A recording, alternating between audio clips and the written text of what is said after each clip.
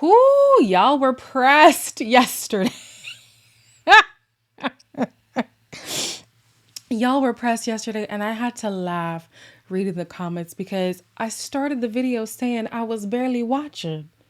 So, of course, some of the stuff was going to be inaccurate. So, let's clear up some things. Only some things, not everything. So, yes, the things that were said from Ron's mouth were said from Ron's mouth. However, the context in which they were said was also in the same context of what Shaq was saying. If we're going to say the public would perceive something a certain way, I can see how this scenario would come off this way to the public. So, yeah. However, some of y'all people were saying I was coming against Ron and da da da da. Clearly, you didn't finish the episode because I said if I was Ron and I understand that the perception of the villa and of the public is that I'm a game player, why would I then want to go and perpetuate that perspective? You know what I mean? Something that I did also take out of the video because I wasn't sure if I watched the episode correctly was that I did think that, what's her name? Rosie internalized things based off of how she was feeling in the moment, and she added parts to the story that when you do, how do I say this? When you do explain it, it does make sense. So did Ron explicitly say things are not going to work on the outside? No. But did he say things in the villa are going to lead to y'all not making it work on the outside? Like if you want to make it work on the outside, he's going to have to do some things from now. Yeah. So being somebody who's currently feeling insecure about their relationship, that would sound like it's not going to work on the outside. You know what I mean? So yes, Ron did say those things, but not in the context in which the villa was talking about. If that makes sense to y'all, cool. If it don't, it is what it is, child. It's just a show. We're not going to remember these people in about 3 months. Okay, so let's talk about today's episode. Before I do, please make sure to like this video, subscribe and hit the bell, and leave a comment down below. So Ron says that he didn't say the strong couples have their drama in the beginning and then cruise, which he did. However, the context was taken out. All the strong couples, they go through hard times to begin with and then get back together and then cruise to the end. When you did say that. You or Tom going away and taking that and then making out as if it's said that way. It was weird though, it was a weird comment. That plant a seed in my girlfriend's head that I'm playing some sort of game. But Ron, you said it. Why are you running with it? All I'm saying, I'm not running with nothing. It is interesting because every single season, I feel like that is kind of the case, you know? Like, rarely do you see, well, first of all, rarely do you see a couple smooth sailing from the beginning to the end, but rarely do those couples end up making it. It is the couples that do have the dramas in the beginning and then are cruising near the end. And before even these last few episodes, do feel like an element of Ron does realize that he could win with Lana. Everybody has those same opinions, though. It's not to say it's only Ron. I'm just saying I do see it a lot with Ron. So yeah, it was just poor timing of his comment because at the end of the day, he was correct. Typically, that's who wins the show. Serana was obviously annoyed because it's not just Sammy who's talking behind his back. It's damn near the entire villa. You've said nothing about anybody. You've been there for every single... fucking done it, You've been there for every single one of them. And none of them are going to come up to me and say what they actually thought. They've had all day to say something, but they haven't. I said, like, I'd hope that you'd go around now and be like, look, I've spoken to him. It weren't actually like that. But she said, oh, that's not me. People have their opinions. That's the theme of this season. And it's so irritating because typically we see like a bromance or a girl gang and we see couples that we really root for. But this season, it's just like, oh my, I feel like nobody's going to be friends at the end of this, you know, especially if they watch the season back or watch like interviews or lives that have been happening outside the villa. I'm like, this cast of people is not going to get along. I am inclined to believe that. There's this thing of saying what you feel like the person in front of you wants to hear and then saying how you really feel in front of other islanders. And most times, I have to honestly give Sammy credit just a little bit. You know, she has been Sammy the parrot. But when Ron was like, oh, well, could you rectify the situation? She's like, well, no. People feel how they feel, and I'm not going to take it upon myself to go change their opinion. Like, It is what it is. Stand 10 toes down in something. If you feel a way, stand 10 toes down. Don't be duplicitous and say one thing in someone's face and a different thing behind their back and then be confused when you get called out on it. In the morning debrief, Lana is sharing that she's very frustrated about the whole situation. And so is Ron, basically because now that he has a girlfriend, his actions do affect somebody else. It's not just me this impacts. Like, I have a missus. Everything that I do, my actions, I have to hold responsible for how it looks for both of us. With the whole thing, I don't feel like anyone was with me. No one had my back. We've all got your back. It may not seem like it, but we have. I don't think the villa has had Lana's back as of late. Besides Kai and Sanem. Kai and Sanem have, I mean, Kai has been... I'm wondering if I should say what I said in yesterday's video that I ended up cutting out because it was very rude. Yeah, let me not say it. Let's just say Kai, I don't know what it is about Ron, but it's always the Ron show when it comes to Kai. So I'm not surprised that he had his back.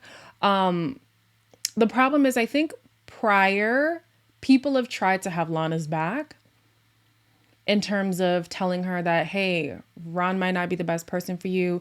You shouldn't be treated this way. And she doesn't really heed that advice a lot of the time. She typically would stick with Ron. So I wonder if they would have had her back in that same kind of way, like saying, hey, girl, we think he's a game player, da-da-da-da. Would she have even listened to it? Because I know in her mind, she probably wanted people to be more on her and Ron's side, but I think it would have been the opposite. And would it have ended in the same way that it has times before? I don't know.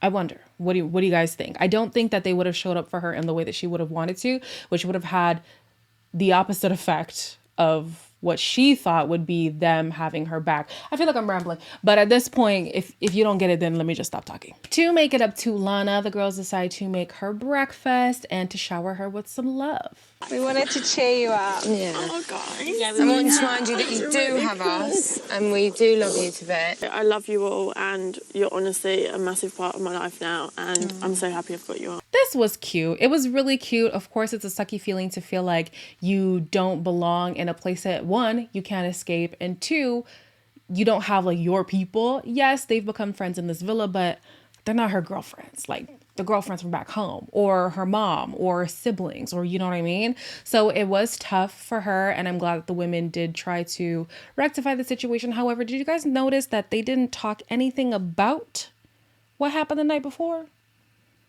Nobody addressed it.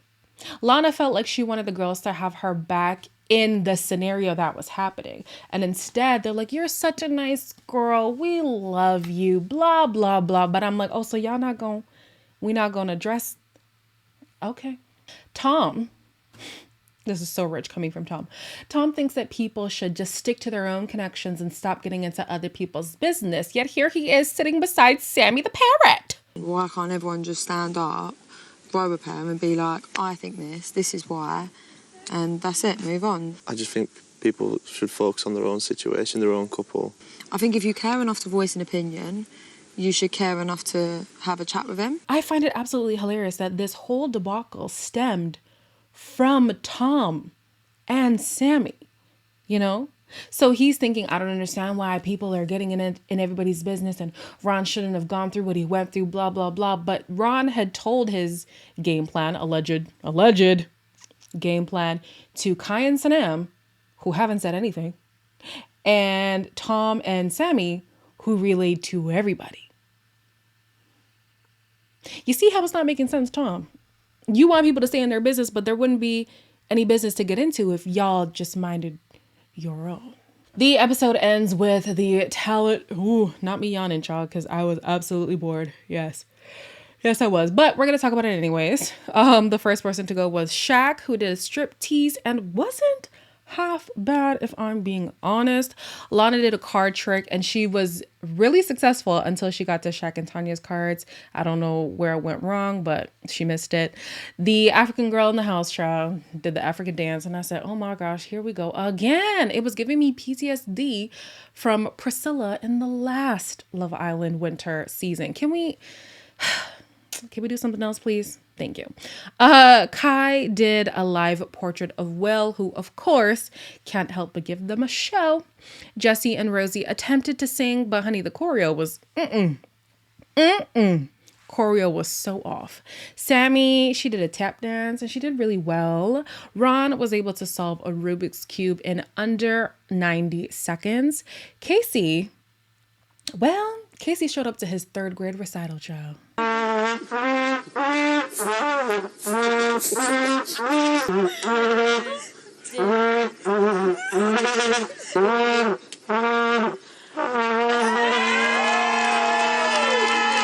Honestly, I'm more shocked at the fact that he kept his composure the entire time.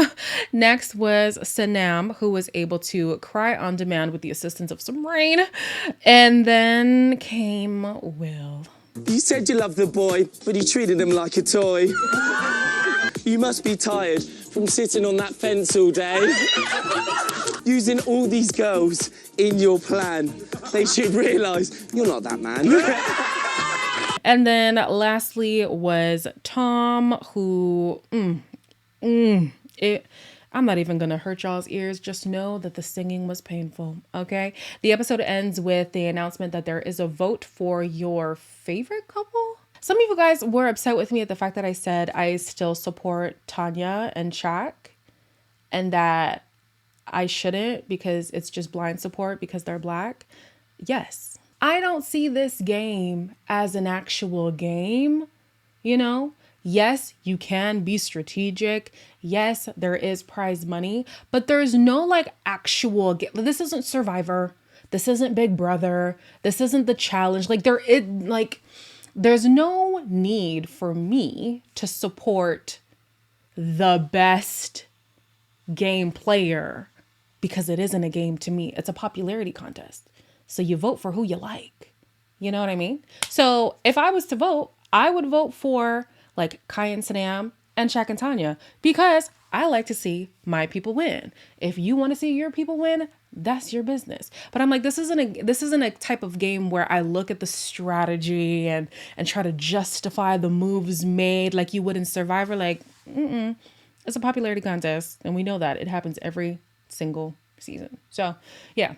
Y'all vote how you want to. I would love for a PSC couple to win, and we were so close. We were so close with Shaq and Tanya. But, you know, Tanya had to go and do her madness, child. I think we have lost that. We've lost the chance. But, yeah, y'all let me know who you voted for or who you would vote for in the end because the end is near. And as always, like, comment, share, and subscribe. And I'll see you in the next one.